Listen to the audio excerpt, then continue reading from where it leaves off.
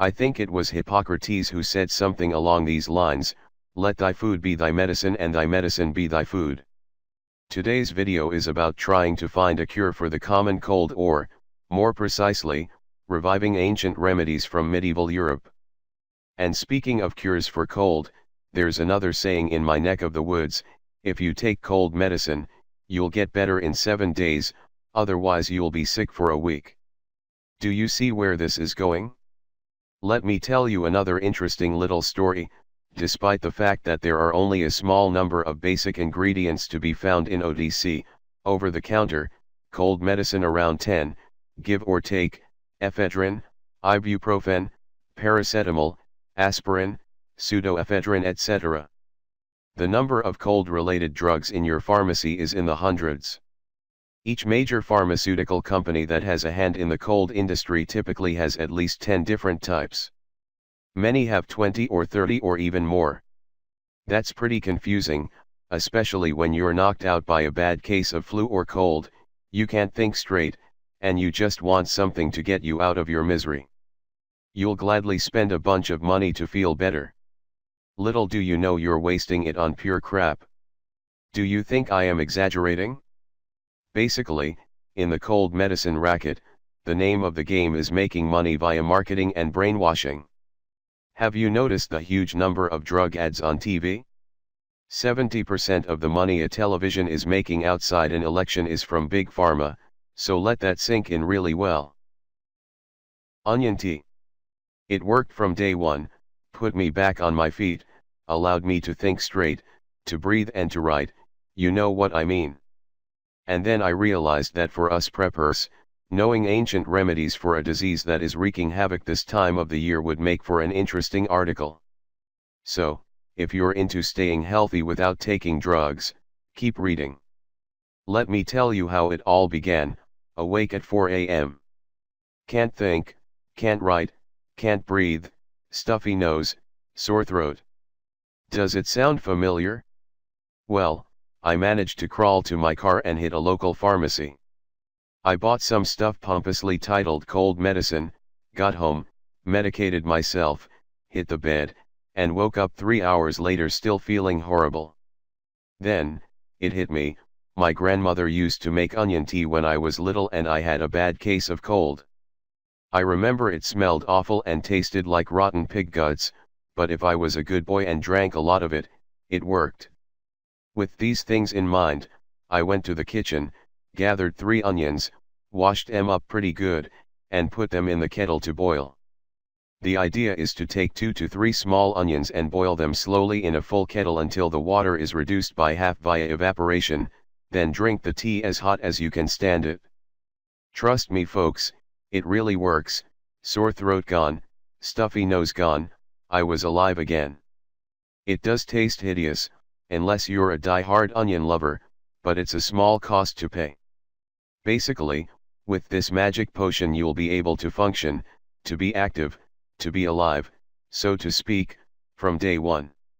You must drink 2 3/4 cups of tea per day, essentially 1 in the morning and 1 before bed. That's important.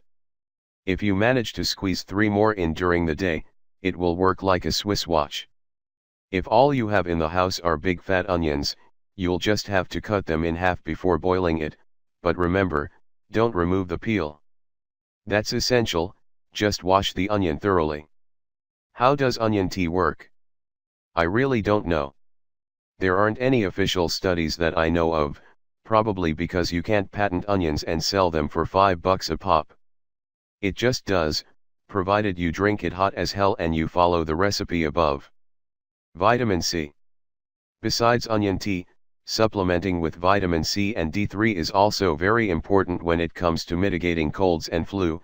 These vitamins play an essential role in immunity overall, but it's important to take big doses. The RDA is a joke.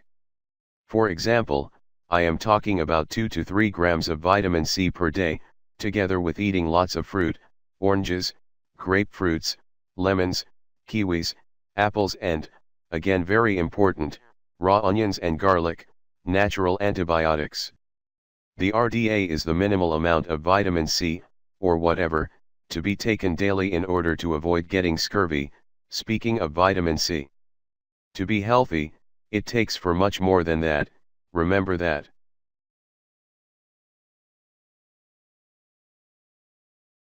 Tomato tea.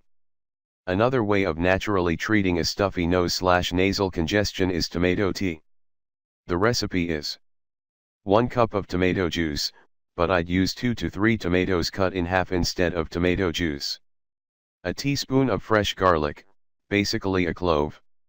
Half a teaspoon of chili sauce, I'd use a small red hot chili pepper instead. 1 teaspoon of lemon juice, again, I'd use a whole fruit instead. Add a pinch of salt into the mix and heat them together in the kettle until they start boiling, then drink the tea as hot as you can take it.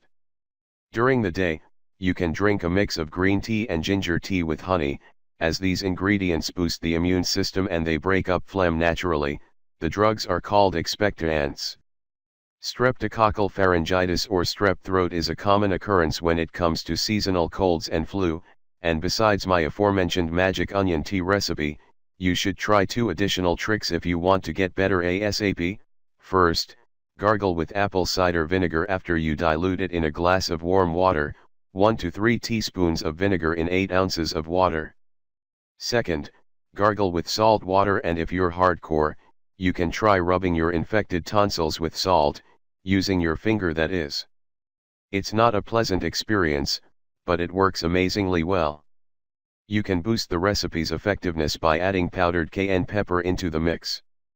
Add 1 teaspoon of cayenne pepper plus 1 teaspoon of salt in an 8 ounces glass, and mix well together, obviously. Gargle vigorously with this formula until you get better. It will definitely break up the bacteria coating in your throat, so expect to spit profusely for a couple of minutes afterwards. It's very important to use high quality, organic salt, not refined/processed stuff. I would recommend Himalayan salt, the pink variety, or salt mine salt, the one that looks dirty. Processed, refined, snow white salt doesn't work too great as it's stripped of its essential trace elements. I hope the video helped, and I can't wait to see your comments in the dedicated sections below, after trying my onion tea, obviously.